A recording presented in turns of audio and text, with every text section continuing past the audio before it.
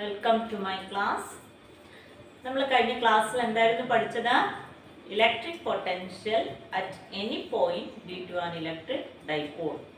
എല്ലാവരും അതൊക്കെ പഠിച്ചല്ലോ അല്ലേ? ഇന്ന് നമ്മൾ പഠിക്കാൻ പോകുന്നത് electric potential at any point due to a uniformly charged spherical shell.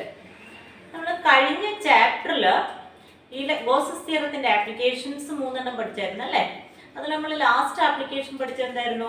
Electric intensity at any point due to a uniformly charged spherical shell.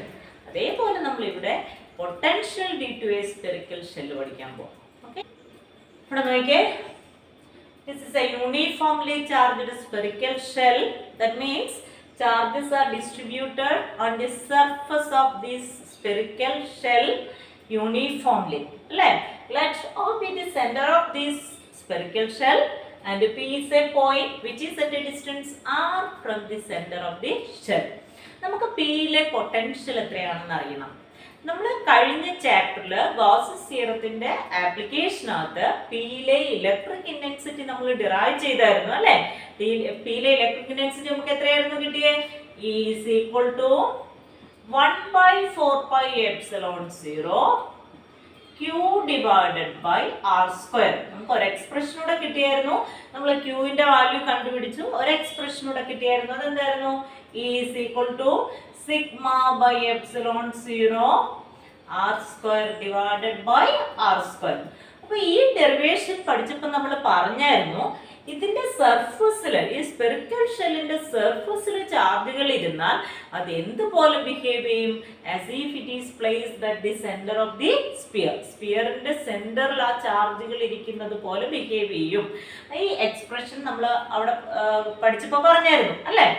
അപ്പൊ അങ്ങനെയാണെങ്കിൽ നോക്കിയേ, ഈ ചാർജുകള് ഈ സെന്ററിൽ ഇരിക്കുന്ന പോലെ ബിഹേവ് ചെയ്താൽ, Q എന്ന് പറഞ്ഞ ചാർജ് ഇവിടെ ഉള്ളത്, അപ്പൊ ഈ Q എന്ന് പറയുന്ന ചാർജുകൾ സെന്ററിലാണ് ഇരിക്കുന്നതെങ്കിൽ നോക്കിയേ, R ഡിസ്റ്റൻസ് മാറിയ പോയിന്റ് ആണല്ലോ P. അങ്ങനെയാണെങ്കിൽ P യിലെ പൊട്ടൻഷ്യൽ എത്രയായിരിക്കും? Potential at the point P V is equal to 1/4πε0. നമ്മൾ ഈ ചാപ്റ്റർ തുടക്കത്തിൽ പഠിച്ചു, Q എന്ന് പറയുന്ന ചാർജിൽ നിന്ന് R ഡിസ്റ്റൻസ് മാറിയ ഒരു പോയിന്റിലെ പൊട്ടൻഷ്യൽ എത്രയായിരുന്നു? 1/4πε0 Q divided by R. ഇതിന്റെ ഡെറിവേഷൻ ഒന്നും നമുക്ക് പഠിക്കാനില്ല, ഈ എക്സ്പ്രഷൻ മാത്രം അറിഞ്ഞിരുന്നാൽ മതി. Potential at any point which is at a distance r from the center of a spherical shell is V is equal to 1/4πε0 Q divided by R. ആണല്ലോ. ഇനി നമ്മൾ ഈ P എന്ന് പറയുന്ന point, if it is on the surface of the spherical shell, P എന്ന് പറയുന്ന point ഇവിടെ വന്നു എന്ന് വിചാരിക്കുക, സർഫസിൽ വന്നു എന്ന് വിചാരിക്കാം. അങ്ങനെയാണെങ്കിൽ നമുക്ക് എന്ത് എഴുതാം? Small r is equal to capital R അല്ലേ? സ്മോൾ r എന്തായിട്ട് മാറും? ക്യാപിറ്റൽ R ആയിട്ട് മാറുമല്ലോ.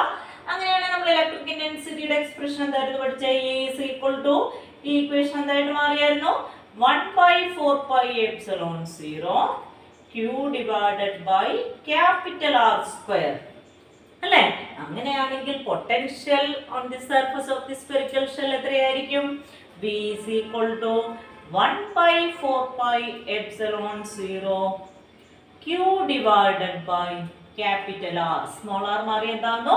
Capital R. 1/4πε0 Q divided by capital R. അപ്പോൾ സ്മോൾ r ഡിസ്റ്റൻസ് മാറിയ P എന്ന് പറയുന്ന പോയിന്റിലെ potential 1/4πε0 V is equal to 1/4πε0 Q by R. ഇനി സർഫസിലാണ് പോയിന്റ് എങ്കിൽ സർഫസിലെ പൊട്ടൻഷ്യൽ എത്രയായിരിക്കും?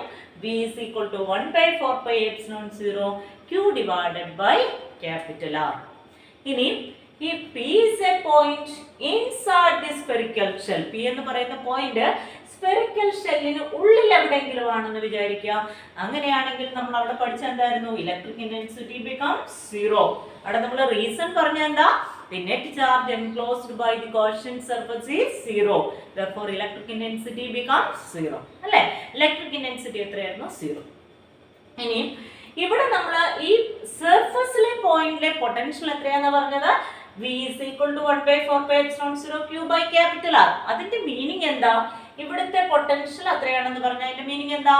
Work done to bring a unit positive charge from infinity to this point P എന്ന് പറഞ്ഞ ഈ പോയിന്റിൽ. This point is V is equal to 1 by 4 pi epsilon 0 Q by R. അല്ലേ? അതായത് ഇൻഫിനിറ്റിയിൽ ഇരിക്കുന്ന ഒരു പ്ലസ് വൺ കൂളമ്പിന് ഈ പി എന്ന് പറയുന്ന പോയിന്റിൽ കൊണ്ടുവരാൻ ചെയ്യുന്ന വർക്ക് ഡൺ ആണിത്. ശരിയാണല്ലോ? അങ്ങനെയാണെങ്കിൽ പി എന്ന് പറയുന്ന പോയിന്റ് ഉള്ളിൽ എവിടെയെങ്കിലും സ്ഫിയറിന്റെ ഉള്ളിലാണെങ്കിൽ ഇനിയും നമ്മൾ എക്സ്ട്രാ എന്തെങ്കിലും വർക്ക് ചെയ്യേണ്ടി വരുമോ? ഇൻഫിനിറ്റിന്ന് ഒരു പ്ലസ് വൺ കൂളമ്പിനെ ഇവിടെ വരെ കൊണ്ടുവരാൻ നമ്മൾ എത്ര വർക്ക് ചെയ്തു? 1 by 4 pi epsilon 0 Q by capital R work ചെയ്തു. ഇനി ഇതിനുള്ളിൽ ചാർജുകളൊന്നും ഇരിപ്പില്ല അല്ലേ?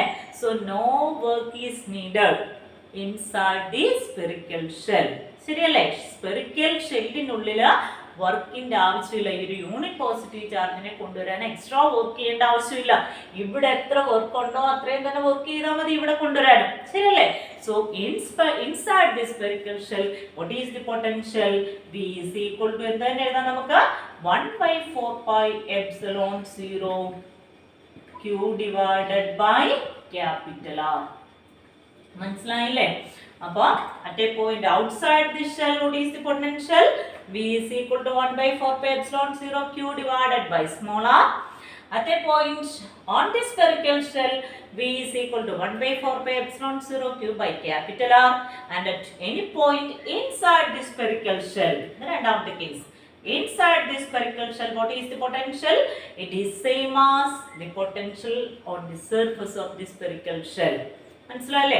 Inside the spherical shell the potential is a constant which is same as the potential on the surface of the spherical shell. Spherical shellന്റെ സർഫസിൽ എത്രയാണോ potential അത് തന്നെയായിരിക്കും സ്പെറിക്കൽ ഷെല്ലിനുള്ളിലുള്ള ഏതൊരു പോയിന്റിലെയും potential. It is a constant. മനസ്സിലായോ? Variation of electric potential with the distance from the center of the shell. Graphical variation. നമ്മൾ distance from the center of the shell പൊട്ടൻഷ്യലൂടെ ഗ്രാഫിക്കൽ ആയിട്ടൊന്ന് റെപ്രസെന്റ് ചെയ്യാം. Potential V on the y-axis the center of the shell ഇത് അതിന്റെ radius എന്ന് പറയുന്നത് capital R. അതായത് inside the spherical shell. ഇത്രയും സ്ഥലം എന്ന് പറയുന്നത് സ്പെറിക്കൽ ഷെല്ലിന്റെ ഉൾഭാഗം. അപ്പൊ ഇവിടെ അതേപോലെ തന്നെ -R റേഡിയസ്. നമ്മൾ variation of electric intensity with distance for a spherical shell പഠിച്ചായിരുന്നു അല്ലേ? അവിടെ നമുക്ക് കിട്ടിയ ഗ്രാഫ് എന്തായിരുന്നു? അതായത് സർഫസിൽ ഇവിടെ നോക്കിയാൽ എവിടെ മാക്സിമം വാല്യൂ പൊട്ടൻഷ്യലിന് സർഫസിൽ, ഇലക്ട്രിക് ഇന്റൻസിറ്റിക്ക് മാക്സിമം വാല്യൂ എവിടെ ആയിരുന്നു? സർഫസിലായിരുന്നു അല്ലേ?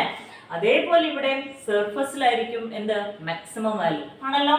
അതുകൊണ്ട് സർഫസിൽ മാക്സിമം വാല്യൂ.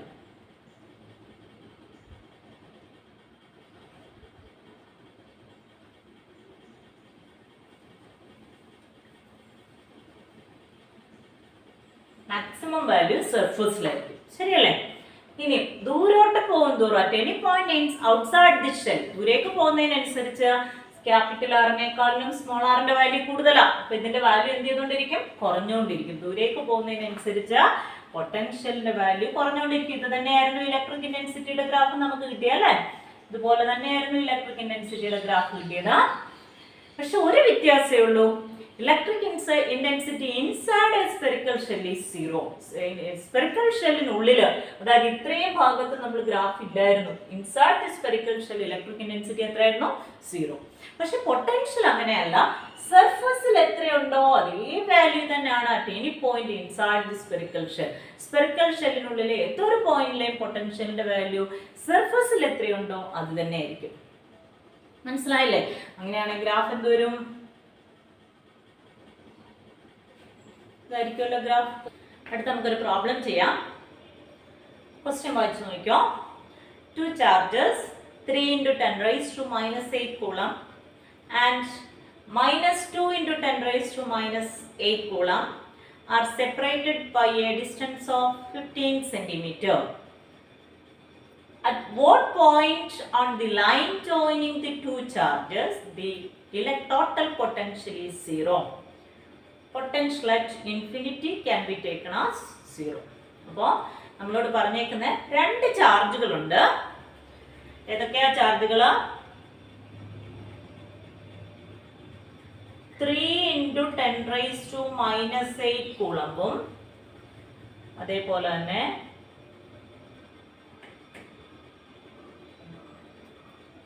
-2 -2 × 10⁻⁻8 കൂളം. ഇനി ഇതിനിടയ്ക്കുള്ള ഡിസ്റ്റൻസ് എത്രയാണെന്നാ പറഞ്ഞേക്കുന്നത്? 15 സെന്റിമീറ്റർ, 15 സെന്റിമീറ്റർ. ഏത് പോയിന്റിലാണ് ടോട്ടൽ പൊട്ടൻഷ്യൽ 0 ആകുന്നത് എന്നാണ് ക്വസ്റ്റ്യൻ അല്ലേ? നമുക്ക് let P be a point where the total potential is 0 എടുക്കാം.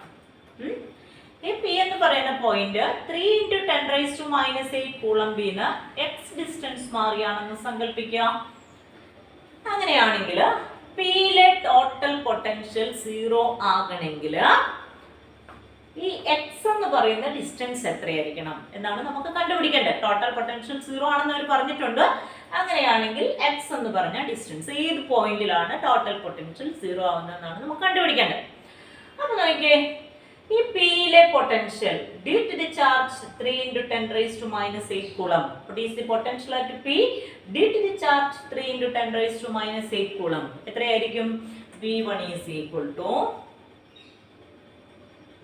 1/4πε0 Q by R. Q ന് പകരം എന്ത് കൊടുക്കാം? 3 × 10⁻⁸ ഡിവൈഡഡ് ബൈ R എന്ന് പറഞ്ഞാൽ എന്താ? ചാർജിൽ നിന്ന് പോയിന്റ് വരെയുള്ള ഡിസ്റ്റൻസ് അല്ലേ?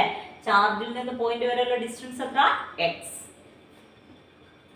നമുക്ക് സെന്റിമീറ്ററിലാണ് തന്നേക്കുന്നത്. പക്ഷെ നമുക്ക് സെന്റിമീറ്ററിൽ തന്നെ ഇട്ട് ചെയ്യുന്നതുകൊണ്ട് പ്രശ്നമൊന്നുമില്ല. നമുക്ക് ലാസ്റ്റ് ആൻസർ സെന്റിമീറ്ററിൽ കിട്ടുമെന്നേ ഉള്ളൂ. So 3 × 10⁻⁸ divided by x. ഇനി നോക്കിയേ, -2 × 10⁻⁸ കൂളംബ് കാരണം Pയിലെ പൊട്ടൻഷ്യൽ എത്രയായിരിക്കും? V2 is equal to 1/4πε0 എന്ത് വരും? -2 × 10⁻⁸ ഡിവൈഡഡ് ബൈ ഈ ചാർജ് തൊട്ട് ഇവിടെ വരെയുള്ള ഡിസ്റ്റൻസ് അല്ലേ? പേര് കൊടുക്കാം, എ ബി എന്ന് പേര് കൊടുക്കാം. ഈ ബിയിൽ നിന്ന് പി വരെയുള്ള ഡിസ്റ്റൻസ് അത് എത്രയായിരിക്കും? 15 - x. ബി തൊട്ട് പി വരെയുള്ള ഡിസ്റ്റൻസ് പറയുന്നത് 15 - x. 15 - x. ശരിയാണല്ലോ? പക്ഷെ പിയിലെ ടോട്ടൽ പൊട്ടൻഷ്യൽ എത്രയാണെന്ന് പറയുന്നുണ്ട്? 0. അപ്പൊ നമുക്ക് എന്ത് എഴുതാം? V1 + V2 എത്രയായിരിക്കും? 0. Total potential is 0. That is 1/4πε0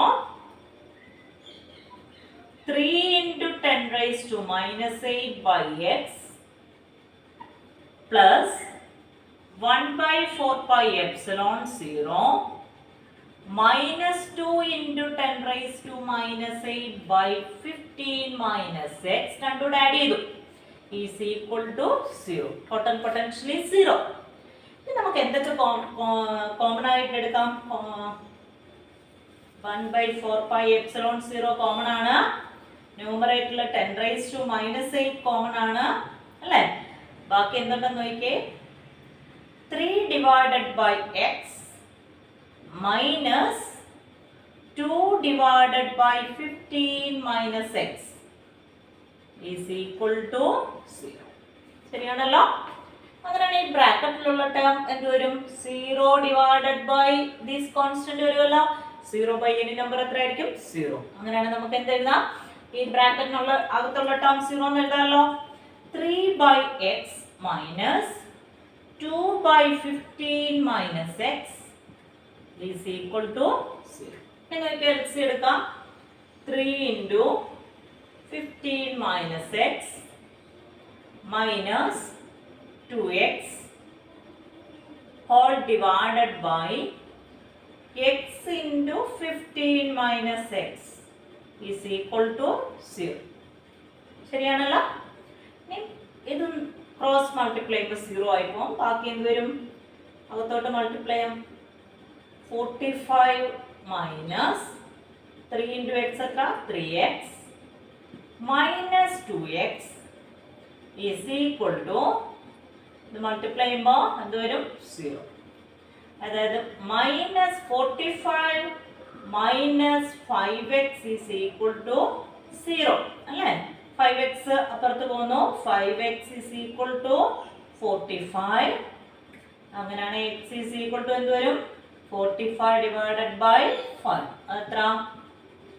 x is equal to 9 centimeter അല്ലേ? എക്സ് ഇസ് ഈക്വൽ ടു നമുക്ക് എത്ര കിട്ടി 9 സെന്റിമീറ്റർ. ഇനി ഇതിനെ വേറൊരു മെത്തേഡിൽ കൂടെയും ചെയ്യാം. ഇവിടെ മാത്രമല്ല ടോട്ടൽ പൊട്ടൻഷ്യൽ 0 വരുന്നത്. ഈ എ ബി എന്ന് പറയുന്ന ലൈനെ എക്സ്റ്റെൻഡ് ചെയ്താൽ അനദർ പോയിന്റ് പി ഡാഷ് എന്ന് പറയുന്ന പോയിന്റിലും ടോട്ടൽ പൊട്ടൻഷ്യൽ 0 വരാം. എക്സ്റ്റെൻഡഡ് ലൈനിൽ അനദർ പോയിന്റിലെ പൊട്ടൻഷ്യലും 0 ആകാം. അവിടുത്തെ പൊട്ടൻഷ്യൽ 0 ആകുവാണെങ്കിൽ നമുക്ക് ഒന്ന് നോക്കാം എത്ര സെന്റിമീറ്റർ മാറിയായിരിക്കും ആ പോയിന്റ് എന്നൊന്ന് കണ്ടുപിടിച്ച് നോക്കാം. നമ്മളിപ്പോൾ ചെയ്ത പോലെ തന്നെ 3 × 10⁻⁻8 കൂളംബ് കാരണം ഇവിടുത്തെ പൊട്ടൻഷ്യൽ എത്രയാണോ അതേ പ്ലസ് ഈ -2 × 10⁻⁻8 കൂളംബ് കാരണമുള്ള പൊട്ടൻഷ്യൽ, ആ ടോട്ടൽ പൊട്ടൻഷ്യൽ എത്രയായിരിക്കും 0. നമുക്ക് ഒറ്റ സ്റ്റെപ്പ് ആയിട്ട് അങ്ങ് എഴുതാം. മുമ്പ് ചെയ്തപ്പോൾ നിങ്ങൾക്ക് മനസ്സിലായല്ലോ. ദാറ്റ് ഈസ് 1/4πε0 3 × 10⁻⁻8 ഡിവൈഡഡ് ബൈ, ഇപ്പൊ നമ്മൾ നോക്കിയേ പി എന്ന് പറയുന്ന പോയിന്റ് അവിടെ എടുത്തേക്കുന്നത് അല്ലേ, അവിടെ വരെയുള്ള ഡിസ്റ്റൻസ് ആണ് നമ്മൾ എക്സ് എടുക്കുന്നത്. അപ്പൊ നമുക്ക് എന്ത് എഴുതാം 3 × 10⁻⁻8 ഡിവൈഡഡ് ബൈ എക്സ്. ഇവിടെ തൊട്ട് പി ഡാഷ് വരെയുള്ള ഡിസ്റ്റൻസ് എത്ര എക്സ് പ്ലസ് -2 × 10⁻⁻8 ഡിവൈഡഡ് ബൈ, ഇനി ഇവിടുന്ന് ഇവിടെ വരെയുള്ള ഡിസ്റ്റൻസ് എത്രയായിരിക്കും x - 15. ബി തൊട്ട് പി ഡാഷ് വരെയുള്ള ഡിസ്റ്റൻസ് എത്ര x - 15 is equal to 0. മുമ്പ് ചെയ്ത പോലെ സോറി ഇവിടെ 1/4πε0 ഞാൻ കോമൺ എഴുതി. ഇനി മുമ്പിലത്തെ പോലെ 10⁻⁻8 പുറത്തെടുക്കാം. അങ്ങനെയാണെങ്കിൽ എന്ത് വരും, അത് 0 ആയി പോകും അല്ലേ. അങ്ങനെയാണെങ്കിൽ എന്തെഴുതാം നമുക്ക് 3/x - 2/x - 15 is equal to 0. Cross multiply ചെയ്യുന്നു. 3 × x - 15 minus 2x is equal to 0. Denominator cross multiply ചെയ്യുമ്പോൾ 0 ആവും. അപ്പോൾ നമ്മൾ ഒന്ന് ചെയ്തതുകൊണ്ട് നമുക്കറിയാം എത്ര വരും 3x - 45 minus 2x is equal to 0. 3x - 2x എത്ര x. x is equal to -45 അപ്പുറത്തുമ്പോൾ എന്ത് വരും 45 സെന്റിമീറ്റർ. നമുക്ക് മുമ്പ് എത്രയായിരുന്നു കിട്ടി x. x is equal to എത്രയായിരുന്നു 9 സെന്റിമീറ്റർ അല്ലേ. അപ്പൊ ഏതൊക്കെ പോയിന്റ് നമുക്ക് ടോട്ടൽ പൊട്ടൻഷ്യൽ 0 ആകാം. x is equal to 9 centimeter, that is which is at a point 9 centimeter or 45 centimeter away from the charge 3 × 10⁻⁻8 coulomb. The total potential is 0. മനസ്സിലായോ?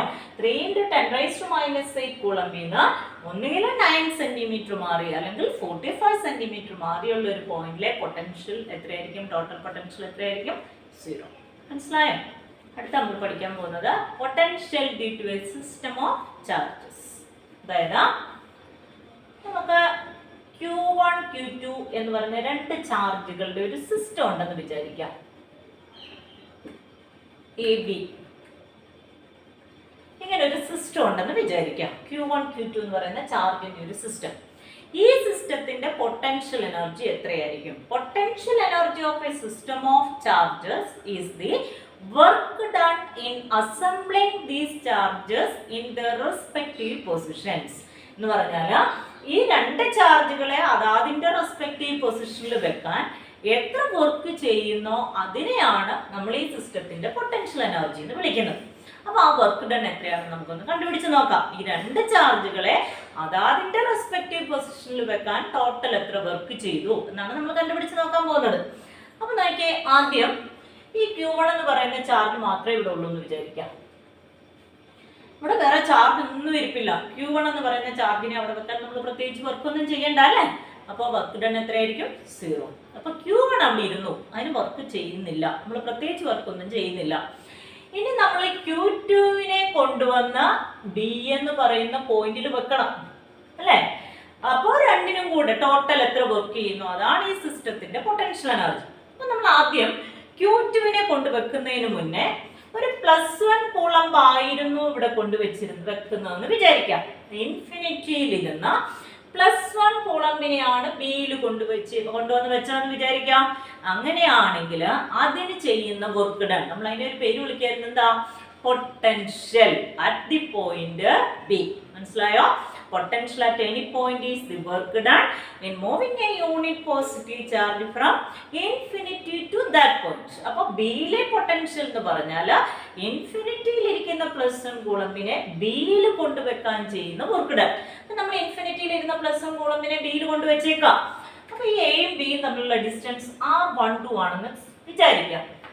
അങ്ങനെയാണ് അതിനുള്ള work done എന്ന് പറയുന്നത്, അല്ലെങ്കിൽ പൊട്ടൻഷ്യൽ അറ്റ് ബി ആണ് അതല്ലേ.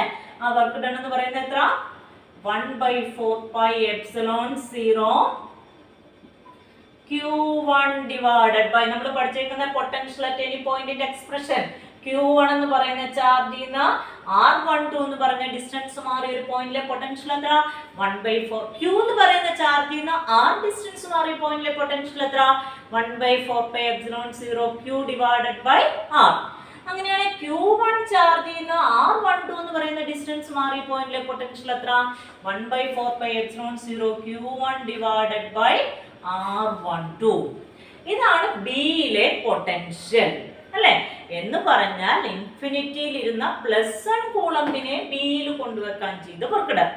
ഇനിയും നമ്മൾ പ്ലസ് വൺ കൂളമ്പിന് പകരം Q2 എന്ന് പറഞ്ഞ ചാർജിനെയാണ് കൊണ്ടുവെക്കുന്നതെന്ന് വിചാരിക്കാം. പ്ലസ് വൺ കൂളമ്പിന് ചെയ്യുന്ന വർക്ക് ഡൺ ഇതാണെങ്കിൽ Q2 എന്ന് പറയുന്ന ചാർജിനെ കൊണ്ടുവെക്കാൻ ചെയ്യുന്ന വർക്ക് ഡൺ എത്രയായിരിക്കും? Work done is equal to 1/4πε0. 1 കൂളമ്പിന് ഇതാണെങ്കിൽ Q2 കൂളമ്പിന് ചെയ്യുന്ന വർക്ക് ഡൺ എത്ര ആയിരിക്കും? അതിനെ എന്തുകൊണ്ട് മൾട്ടിപ്ലൈ ചെയ്താൽ മതി? Q2 കൊണ്ട് മൾട്ടിപ്ലൈ ചെയ്താൽ മതിയല്ലോ. That is 1/4πε0 Q1 Q2 divided by R12. മനസ്സിലായോ? And this work done is stored by the system as its potential energy. ഇപ്പൊ ഈ വർക്ക് ഡൺ ആണ് ഈ സിസ്റ്റം അതിന്റെ എന്തായിട്ട് സ്റ്റോർ ചെയ്യുന്നത്? പൊട്ടൻഷ്യൽ എനർജി ആയിട്ട് സ്റ്റോർ ചെയ്യുന്നത്. അങ്ങനെയാണെങ്കിൽ നമുക്ക് ഇത് എന്തെഴുതാം? Potential energy of the system U is equal to 1/4πε0 Q1 Q2 divided by R12. This is the potential energy of the system of two charges. മനസ്സിലായോ? ഇനി നമ്മൾ പഠിക്കാൻ പോകുന്നത് potential energy of system of 3 charges. 3 ചാർജുകളുടെ ഒരു സിസ്റ്റത്തിന്റെ potential energy. ആദ്യം Q1 എന്ന് പറഞ്ഞ ചാർജ് A എന്ന് പറയുന്ന പോയിന്റിൽ ഇരിക്കുന്നെന്ന് വിചാരിക്കാം. അതിന് പ്രത്യേകിച്ച് വർക്കൊന്നും ചെയ്യണ്ട അല്ലേ. ഇനി നമ്മൾ Q2 എന്ന് പറയുന്ന ചാർജിനെ ബിയിൽ കൊണ്ടുവെക്കുന്നു. And R12 is the distance between Q1 and Q2. അങ്ങനെയാണെങ്കിൽ ഈ രണ്ട് സിസ്റ്റത്തിന്റെ പൊട്ടൻഷ്യൽ എനർജി നമ്മളിപ്പോൾ പഠിച്ചതേ ഉള്ളൂ. Q2 എന്ന് പറയുന്ന ചാർജിനെ ബിയിൽ കൊണ്ടുവെക്കണമെങ്കിൽ ഇങ്ങോട്ട് ഇൻഫിനിറ്റിന്ന് കൊണ്ടുവരുന്ന സമയത്ത് ഈ Q1 അതിനെ റിപ്പൽ ചെയ്യും അല്ലേ. നമ്മൾ കുറച്ച് വർക്ക് ചെയ്യേണ്ടി വരും. ആ വർക്ക് ഡൺ നമ്മളിപ്പോൾ പഠിച്ചതേ ഉള്ളൂ. Potential energy system of 2 charges എന്തായിരുന്നു? 1/4πε0 Q1 Q2 divided by R12 അല്ലേ. അപ്പൊ Q2 എന്ന് പറയുന്ന ചാർജിനെ കൊണ്ടുവെക്കുമ്പോൾ ഈ potential energy of the system എന്തായി? 1/4πε0 Q1 Q2 divided by R12 അല്ലേ. ഇനി നമ്മൾ C എന്ന് പറയുന്ന പോയിന്റിൽ Q3 എന്ന് പറയുന്ന ചാർജിനെ കൊണ്ടുവെക്കുകയാണെന്ന് വിചാരിക്കാം. അപ്പൊ നോക്കിയേ, ഇതിനിടയ്ക്കുള്ള ഡിസ്റ്റൻസ് നമുക്ക് എങ്ങനെ എടുക്കാം? R Q2നും Q3ക്കും ഇടയ്ക്കുള്ള ഡിസ്റ്റൻസ് ആയതുകൊണ്ട് R23. ഇനി Q1നും Q3ക്കും ഇടയ്ക്കുള്ള ഡിസ്റ്റൻസ് എന്തെടുക്കാം? 1നും 3ക്കും ഇടയ്ക്കുള്ള ഡിസ്റ്റൻസ് R13. അപ്പൊ ഇവിടെ നോക്കിയേ, Q3യെ സിയിൽ കൊണ്ടുവെക്കുമ്പോ ഈ Q1 എന്ന് പറയുന്ന ചാർജും റിപ്പൽ ചെയ്യും. At the same time Q2 എന്ന് പറയുന്ന ചാർജും റിപ്പൽ ചെയ്യുമല്ലോ. അപ്പൊ രണ്ടിനും അഗൈൻസ്റ്റ് ആയിട്ട് വർക്ക് ചെയ്യേണ്ടി വരും അല്ലേ. അപ്പൊ Q3 എന്ന് പറയുന്ന ചാർജിനെ സി എന്ന് പറയുന്ന പോയിന്റിൽ കൊണ്ടുവെക്കുമ്പോ ഇതിനിടയ്ക്ക് ഒരു വർക്ക് ഡൺ ഉണ്ട്. Q1 റിപ്പൽ ചെയ്യുന്ന കാരണം ഒരു വർക്ക് ഡൺ ഉണ്ട്. അതേപോലെ തന്നെ Q2 റിപ്പൽ ചെയ്യുന്ന കാരണം ഒരു വർക്ക് ഡൺ ഉണ്ട്. ശരിയാണല്ലോ. അങ്ങനെയാണെങ്കിൽ ടോട്ടൽ വർക്ക് ഡൺ നമുക്ക് എന്ത് എഴുതാം? Plus 1/4πε0 Q1 Q3 divided by ഇതിന്റെ ഇടയ്ക്കുള്ള ഡിസ്റ്റൻസ് എത്ര? R13 plus 1/4πε0 Q2 Q3 divided by R23. മനസ്സിലായോ? ഇവിടെ എല്ലാം നമുക്ക് വേണമെങ്കിൽ 1/4πε0 കോമൺ എടുക്കാം. അപ്പൊ എന്ത് വരും?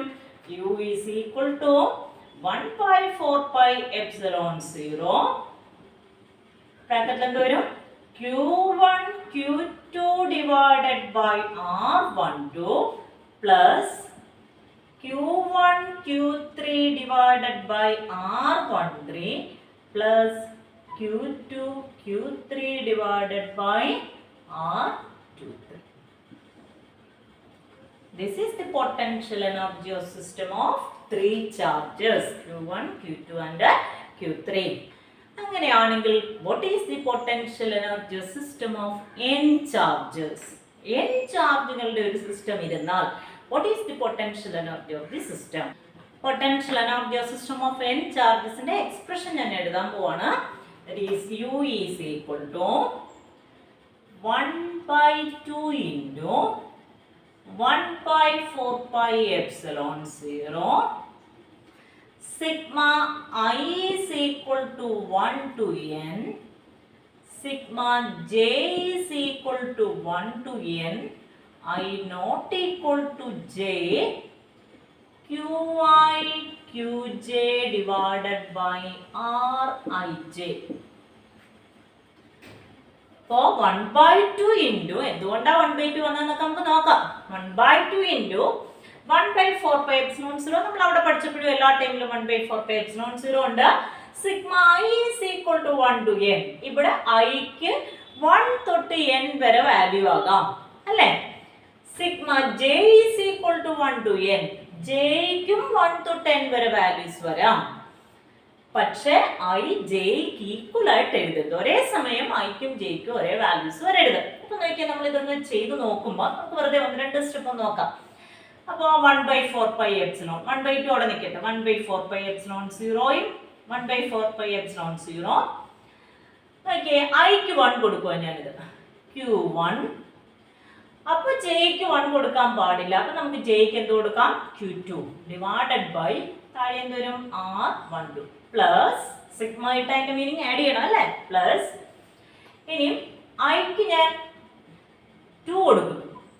അപ്പോ jയ്ക്ക് 3 കൊടുക്കാന്ന് വിചാരിക്കുക. Q2 Q3 divided by R23 plus ഇനി iക്ക് 1 2 കൊടുത്തല്ലേ? ഇനി നമുക്ക് jയ്ക്ക് ഒന്ന് 1 കൊടുത്ത് നോക്കാം. jയ്ക്ക് 1 കൊടുക്കാം. jയ്ക്ക് 1 കൊടുക്കുന്നു. അപ്പൊ Q1 iക്ക് 2 കൊടുക്കുന്നു. അപ്പൊ ഇതെന്ത് വരും? Q2 Q1 divided by R21 plus ഇനി ഞാൻ jയ്ക്ക് 2 കൊടുക്കുന്നു. iക്ക് 3 കൊടുക്കുന്നു. അപ്പൊ എന്ത് വരും?